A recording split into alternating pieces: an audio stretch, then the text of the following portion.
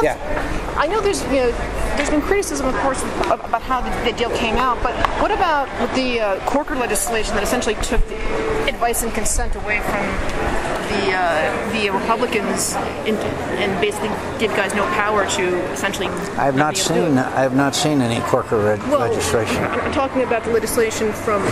It requires the 60 days. Right. You mean? Yes. That's the only thing they could pass. Well, but what about this is the only way you could pass anything because the Democrats weren't going to agree to anything else. But the ratifying of a treaty, though. It's not a treaty, though. That's the problem. They're calling it an agreement.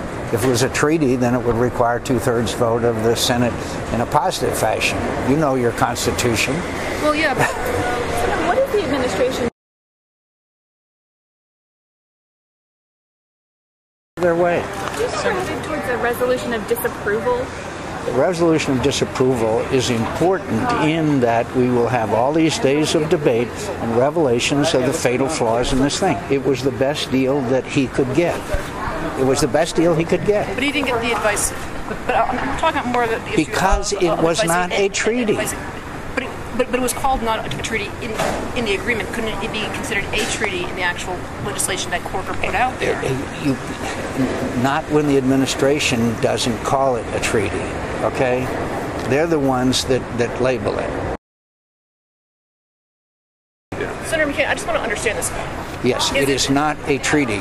It is not a treaty. Try to understand that. We can't designate it as a treaty. We cannot.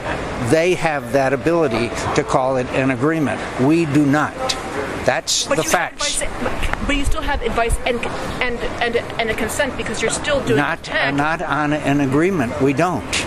We don't. So they can ask the parliamentarian, ask any constitutional scholar. So you can have your views, but that's not the facts. Basically, you're talking about nukes with another country, and you're not calling it a treaty. They are not calling it a treaty. I call it a treaty.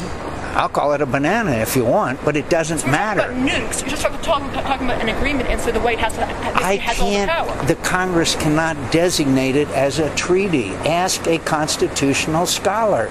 We cannot call an agreement a treaty. The administration has to call it a treaty. Ask anyone who's an expert on the Constitution. Yes, you're frustrated. I am terribly frustrated because I think this is going to be a new nuclear arms race throughout the Middle East.